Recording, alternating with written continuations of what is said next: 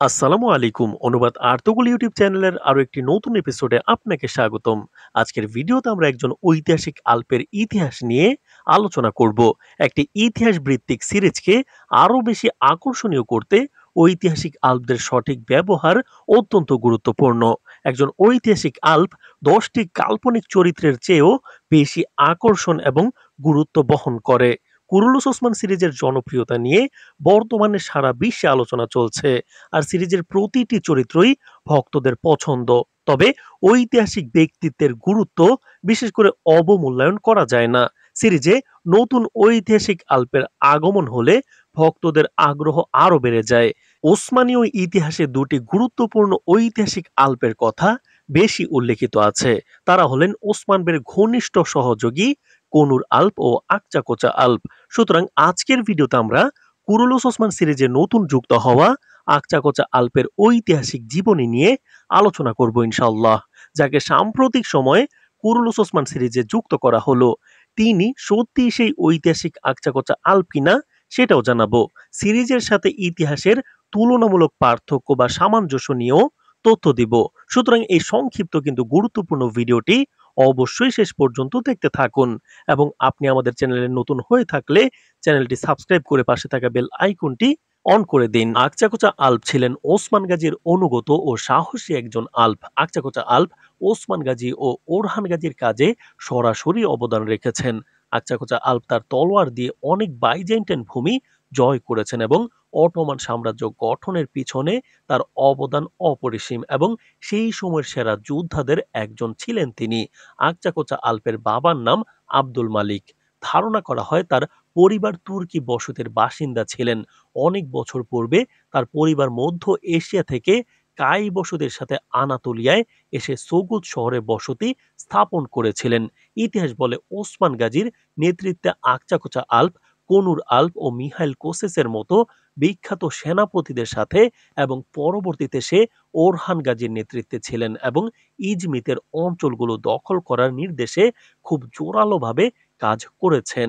মূলত আকচাকোচা নামটি একটি খাঁটি তুর্কি নাম। এই নামটি কাইদের ঐতিহ্যের চিহ্ন বহন করে। আকচাকোচা আল্প কোনো এক সময় কোনো এক তুর্কি বসতির সেনা ছিলেন বলে মনে করা হয়। ইতিহাস বলে আনাতোলিয়ান সেলজুকদের আমলে বাইজেন্টাইন সীমান্তের কাছে বসতি স্থাপন করার সময় থেকে আকচাকোচা আল্পকে দেখা যায়।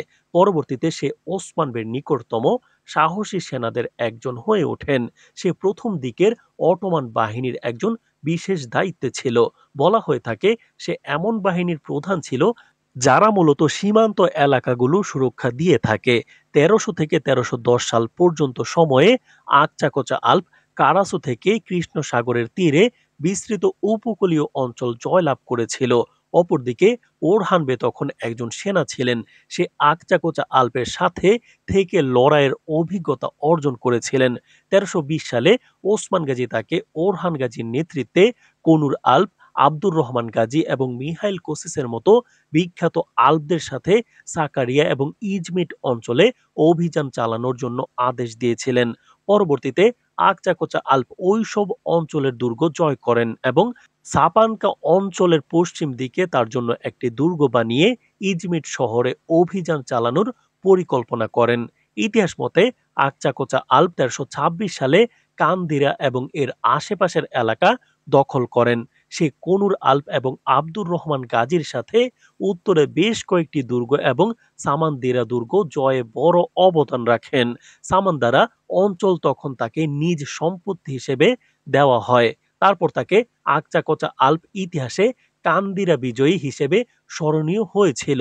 এরপর ১৩২৮ সালে আকচাকোচা আল্প ইজমিটে অভিযানে যাওয়ার সময় ৯৪ বছর বয়সে মারা যান। তুরস্কের রীতিনীতি অনুসারে যেখানে তার তাঁবু ছিল সেখানে তাকে সমাহিত করা হয়েছিল। আকচাকোচা আল্প মারা যাওয়ার পর এই সংবাদ পৌঁছে দেওয়ার জন্য ওরহান গাজীর কাছে একজন বার্তাবাহক পাঠানো হয়েছিল। বার্তাবাহক ওরহান গাজীকে এই সংবাদ পৌঁছে দিয়ে বলেন, আমাদের আকচাকোচা আল্প মারা গিয়েছেন। এরপর বার্তাবাহক আরো বলেন, তার মৃত্যুর খবর পৌঁছে দেওয়া আমাদের আসল লক্ষ্য নয়, বরং মৃত্যুর আগে আকচাকোচা আল্পের একটি শেষ ইচ্ছা ছিল। তখন ওরহান গাজী বলেন, বলো কি শেষ ইচ্ছা ছিল আকচাকোচা আল্পের? তখন বার্তাবাহক বলেন, আমরা সব প্রস্তুতি গ্রহণ করার পরও ইজমির দুর্গ জয় করতে পারিনি। আল্লাহ সর্বশক্তিমান এই বিজয় দান করার জন্য। তবে আমাদের সুলতান ওরহান গাজী যদি এই দুর্গ জয় করে নিতেন, তাহলে আমাদের আকচাকোচা ভীমের শেষ ইচ্ছা পূরণ হতো এবং ইসলামের বিজয় যাত্রা দীর্ঘ হতো। এরপর ওরহান গাজী তখনই অবিলম্বে অভিযানের প্রস্তুতি শুরু করেন এবং ১৩৩১ সালে শহরটি অবরোধ করেন।